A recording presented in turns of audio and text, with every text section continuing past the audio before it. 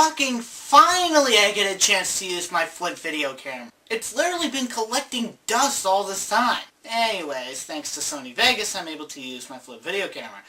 But what I want to talk about now anyways is a revisit on Commentaries.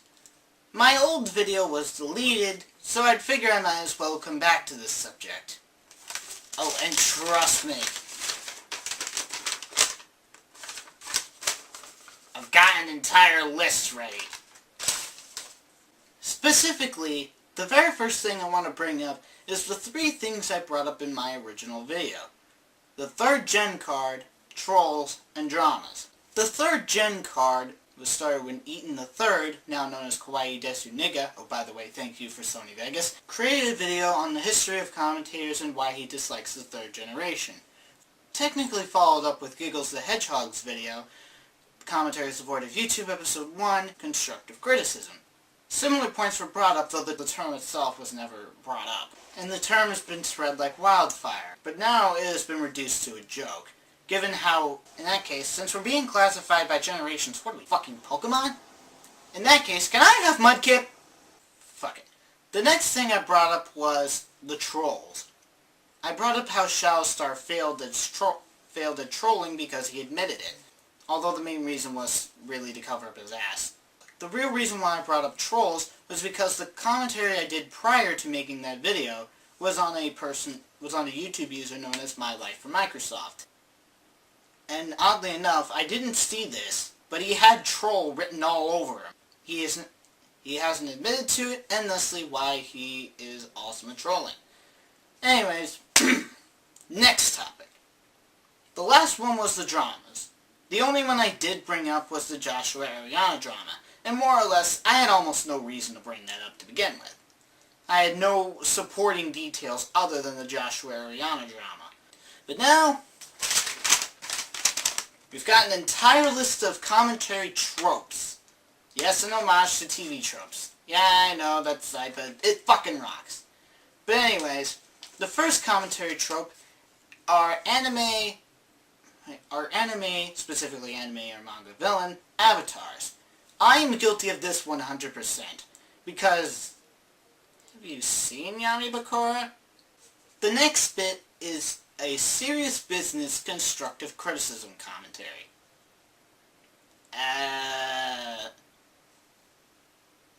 Commentaries have always been a form of entertainment, and there's no reason to be all serious about it.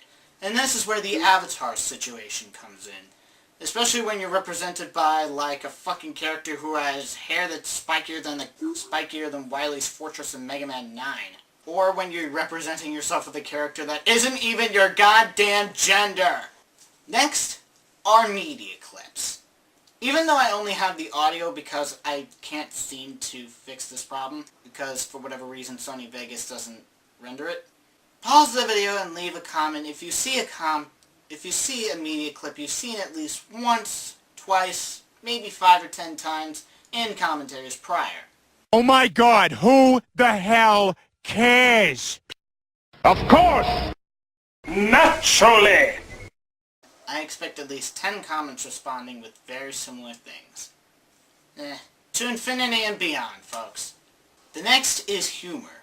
This is also where clips seem to come in handy, because media clips are often played to try and be humorous, especially when you take into account that everybody uses these in order to try and be humorous. Now, would you believe me if I said that Joshua 8428 is a better commentator than Meta527 II? The reason I say that is because Meta is all for constructive criticism. No humor is found in his videos. Literally none.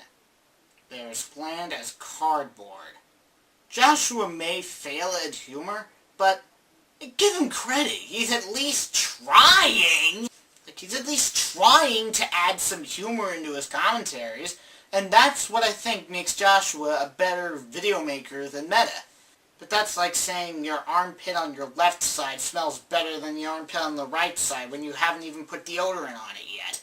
Old Spice deodorant advertisement. Next! Now, I was gonna bring up intros for this, but all the intros I really have to cover are those that consist of almost nothing but internet fail fags. So let's talk about the subject matter of every commentary. This is an important part, because without a subject matter for your commentary, what are you fucking doing with your life? The most common criticisms are rants and reviews. You will find at least 5 commentaries on rants and reviews. And I've done plenty of those myself. You will find commentaries on commentaries on commentaries on commentaries on commentaries all the goddamn time. Why don't you just find a new video? And for many commentators, it's not even that hard! Anyways, the next subject is recolors. Yes, Joshua and Gyro all the fucking time. Everyone has at least done one commentary, if not 3 or 4, on Joshua. Everyone has force-feeded this constructive criticism into his fucking head, but when will we realize he's not gonna fucking take it? We should stop doing this. Getting annoying. And yeah, I do have to agree with Jim. One-shots can be condensed into comments. There's no fucking reason to turn a comment into a video. But the biggest point is relevancy. Relevancy is a key point in making a commentary. If you are relevant, you are good. Relevant as in within the past 6-12 months, the most. Nothing significant. The problem is that some commentators believe that relevancy should not matter, especially when it's been subjects that have been done to death. The most significant example as of now is Foxtrot Delta Lima 497, however their username is. Foxtrot Delta Lima has many commentaries on very dated subjects. He did one on an angry video game critic, yeah, because we haven't seen plenty of those before, who has been dead for at least a year, if not 2 years now. And by dead as in irrelevant and not has done almost nothing whatsoever. He also plans on doing commentaries on obvious trolls like Silver to Hedgehog 42 and Mario to Plumber. For fuck's sake! Those are trolls you're planning on commentating on! Oh, and get a load of this. He labels them by season and episode name. Because commentaries are fucking television shows now. Well, now I see why I called these commentary tropes. Anyways, the next thing I want to talk about are the points. The points are the significant part of the commentary. Because what I really think kills commentaries for me is when it comes down to making points. When it comes to making points, you're practically predictable. What makes a good commentary is if the points presented by the user, aka the commentator, explicitly disagrees with the video being commentated on and what is stated at that point in the video. In some cases, I feel like commentaries, especially when they're attempting to be serious business constructive criticism, are like trying to point out the faults of a video for the blind. My analysis videos are the last things I want to bring up. My analysis videos are commentaries, but not in the traditional sense. I don't aim for reviews, rants, other commentaries. I never aim for certain users.